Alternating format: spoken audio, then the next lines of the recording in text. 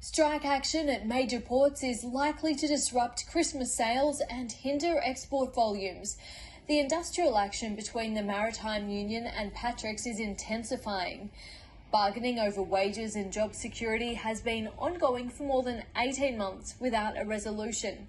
Now, the MUA is planning a 48-hour strike at Sydney's Port Botany next weekend and 12-hour walk-offs every Monday, Wednesday and Friday in Melbourne during October. I spoke with Paul Zalai, Director of the Freight and Trade Alliance, earlier. Paul Zalai, welcome to the program. Yeah, thank you, Alicia. How significant is this strike action?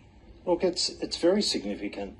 Our ports are struggling at the moment, in any case, just with the heavy demand of both import and export volume.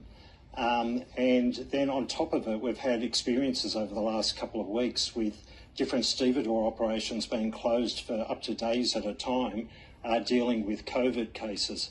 So you throw the COVID, the heavy congestion that we've got already, plus the limited operations that will be allowed during because of this protected industrial action.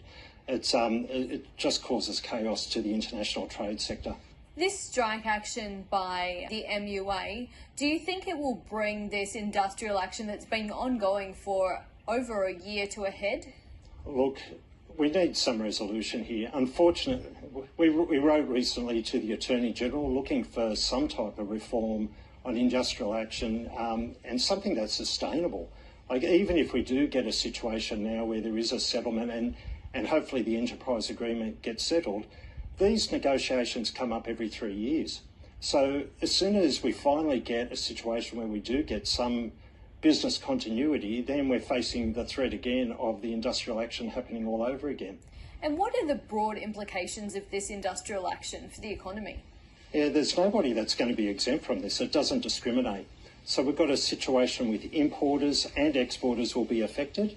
And it doesn't matter really what the commodity is. Anything that comes by containerised sea cargo will be affected.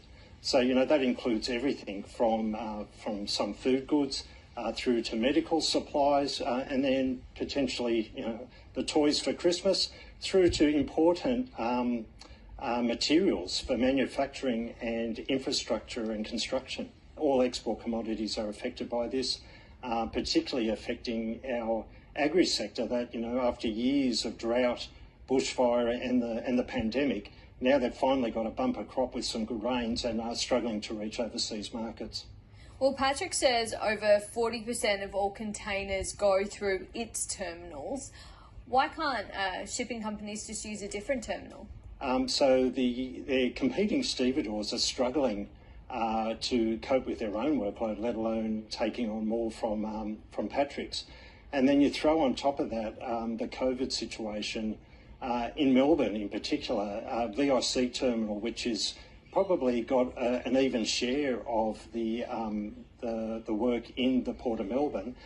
It's been closed for several days now because of COVID cases, only opened up yesterday morning. You mentioned exporters. What happens if Australia's exporters can't get their goods out of port? We had some of the protected industrial action in July affecting regional exporters out of New South Wales.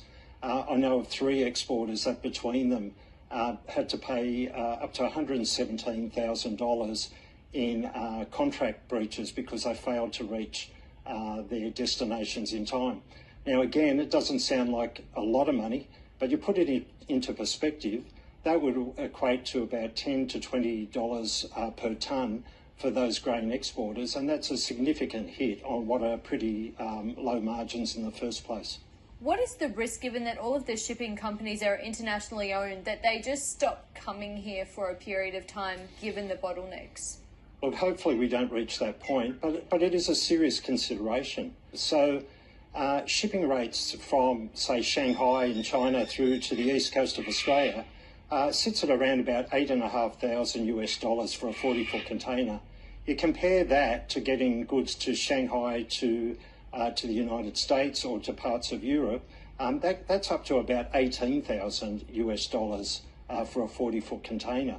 So if it gets too difficult to do business here in Australia, if they can't get a reliable service at our ports, you know, it'll be very tempting for the shipping lines to go and service the more lucrative markets. Is Australia's geographic position again a disadvantage when it comes to the import-export game? We've been lobbying with the federal government to do a broader review on international shipping, and to the credit of Minister T and the Trade Minister, it looks as though he's going to be commissioning some type of study to happen soon. So we are looking for some type of reform. At the same time, we do need to incentivise these international shipping lines to still want to service the Australian market. Paul Zell, I appreciate your time. Thank you. Thank you, Alicia.